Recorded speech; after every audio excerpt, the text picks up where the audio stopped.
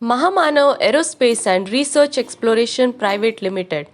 This is an internship program on avionics presented by Priyanka Ayali. In this module, we are going to study about the introduction, detector element, monitored gyroscope system, DGU, and RMI.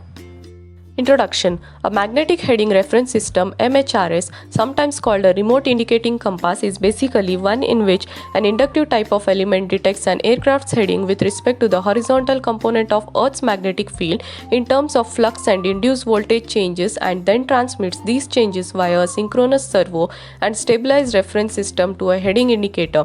Thus, in concept, an MHRS is a combination of functions of a direct reading magnetic compass and direction indicator, but in which the individual errors associated with these two instruments are considerably reduced. There are two types of MHRS: that in which the detector element monitors a directional gyroscope unit linked with a heading indicator, one in which the detector element operates with the conjunction with the platform of the inertial navigation system INS to supply the magnetic heading and stabilized heading data respective to a compass coupler unit linked with the heading indicator. Detector elements. These elements, variously known as flux detector or flux walls, unlike those of direct reading compasses, are of the fixed type which detect the effect of the Earth's magnetic field as an electromagnetically induced voltage and control a heading indicator by means of a variably secondary output voltage signal. Transition from primary coil flux to flux in the legs of detector element is governed by the magnetic characteristic of the material, such characteristic being determined by magnetization or BH curve. The curve is permalloy compared with that of the iron to illustrate how easily it may be magnetized. Have a look at this diagram.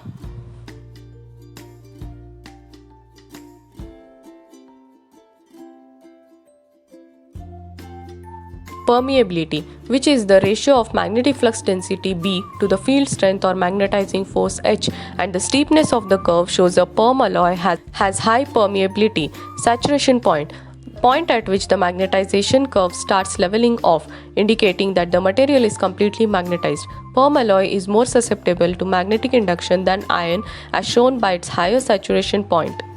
Hysteresis curve and loop. These are plotted to indicate the lagging behind of the induction of magnetism when, after reaching saturation, the magnetizing force is reduced to zero from both positive and negative direction, also to determine the ability of the material to regain its magnetism. The magnetism remaining is known as remanence or remnant flux density, and it will be noted that permalloy has extremely low remanence, thus making it admirably suitable for use in the detector element. Coercivity. This refers to the amount of the negative magnetizing force, coercive force, necessary to completely demagnetize a material and is represented by distances OC and OCP. Coercivity and not remanence determine the power of retaining magnetism in order to show the characteristic of the flux wave produced in the legs of detector. Have a look at this figure. This figure shows the practical detector element.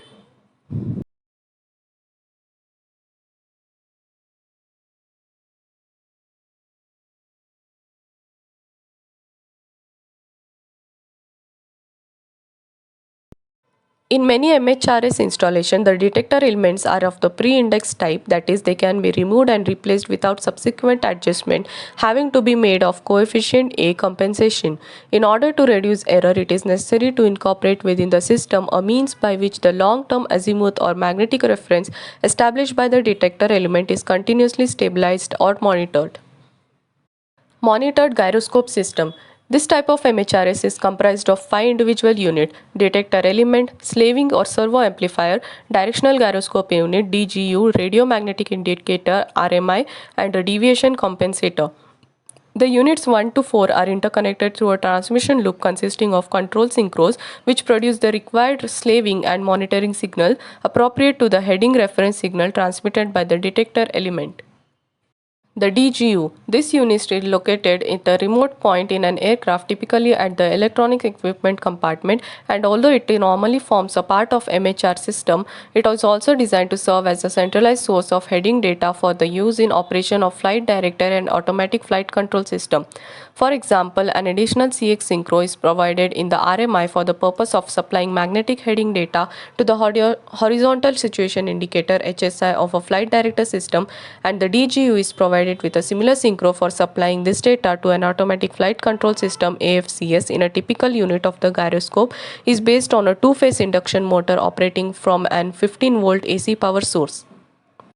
The inner gimbal ring is fitted with a hemispherical covers to totally enclose the motor, and this assembly is filled with helium and hermetically sealed. The rotors of the slaving or heading CX synchro and additional data heading CX synchro are mounted on top of the outer gimbal ring. The stators are fixed to the frame supporting the gimbal ring. The slaving torque motor is positioned on one side of the outer gimbal ring and on the inner gimbal ring axis to provide precision of the outer gimbal ring appropriate to magnetic heading reference changes. The precision rate is 0 to 2 degree per minute. A speed monitoring circuit system, sometimes called as spin down braking, is also incorporated to prevent the oscillating effect or nutation of the gyroscope, which can occur when the low rotational speed at the gimbal rings axis are not mutually perpendicular. The system holds the gimbal system ready for the short period during the startup and run down stages of the gyroscope operation. Circuits are also provided for the monitoring and slaving or heading synchro output signals and the input of the signal from servo module of the system's amplifier. The signal should from any one of these monitoring circuits become invalid, and a relay is energized to complete the circuit controlling warning flags in the RMI and the HSI of the flight director system. The complete gyroscope assembly is mounted on an anti-vibration mounting contained in a base, which provides for the attachment of the appropriate location in an aircraft and also for a connection of relevant electrical circuits. Radio magnetic indicator RMI. This is a triple display of type of indicator which derives its name from the fact that in addition to magnetic heading data, it also displays the magnetic bearing of an aircraft with respect to ground-based transmitting station of radio navigation system. The systems concerned are ADF automatic direction finding and VOR very high frequency omnidirectional range. Magnetic heading data is displayed by the heading card, which is rotated relative to the fixed lumbar line and manner already described. Magnetic bearing indications are provided by concentrically mounted pointers, one called as the double bar pointer and other the single bar pointer. Both are referenced against the heading card and are positioned by synchros that are supplied with appropriate bearing signal from the ADF and VOR navigation receiver. The signals transmitted to the synchro are such that the pointers always point to the station from which the signals are received. MHRS integration with the INS.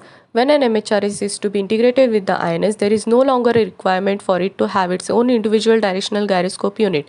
The reason for this is that short-term stabilizing of heading reference is readily available from the inertial platform of INS.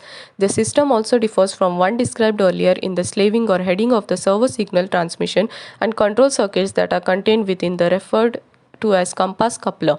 The interconnection between all relevant units of a typical integrated system is shown in more detail. The stabilized heading reference system or platform heading signal is derived from an azimuth CX synchro of the rotor, which is positioned by the gimbal system of the initial platform during changes in aircraft heading. The reason for this is that the short-term stabilizing of heading reference is readily available from the initial platform of the INS. Synchronizing. Whenever the heading error signals are produced as a result of, say, like a selection of a new magnetic heading to be flown or a drift of DGO or inertial platform, it must be ensured that in the nulling out of such signal, synchronization of the slaving circuit system and RMI indication with appropriate heading reference is maintained. In order to accomplish this, it is necessary therefore to provide additional circuitry and devices that will allow and initiate synchronized condition to any departure therefore. The rate at which synchronization is carried out depends on the first instance on the magnitude of the heading error. Example, if it is less than 2 degrees, synchronization takes place at a slow rate of 1 to 2 degree per minute, and this being the normal automatic slaving rate type of typical system. In the event that error are greater than 2 degree, a synchronization must takes place at a faster rate, and to achieve this, the circuits are also included in the manual and automatic control facilities. A typical initiator consists of a D microammeter and a center zero position, which indicates the synchronized state of the slaving system. Depending on the type of MHRS, the instrument may be incorporated within the RMI. If the system becomes desynchronized, an initiator pointer will be deflected to one and other side of the zero. MHFIS operating modes. MHR system provide for the selection of two modes of operation, namely slaved and DG. The slaved mode is the one normally selected and provides for operation in this manner. When operating in this mode, however, the accuracy of system is affected by the range of latitudes over which an aircraft is flown. Reason for this is that the magnetic intensity of Earth's field component H varies with latitude, such that beyond 70° north or south of the equator it becomes an unreliable primary heading reference. Such a reference would also be obtained regardless of latitude if a malfunctioning heading reference signal circuits were to occur. As in the case of direct reading compass and direction indicator on an MHRS can also be selected to operate in the DG mode to obtain a short-term stability reference irrespective of the magnetic field variation. Once selected, the heading information display must be frequently updated in order to maintain its integrity.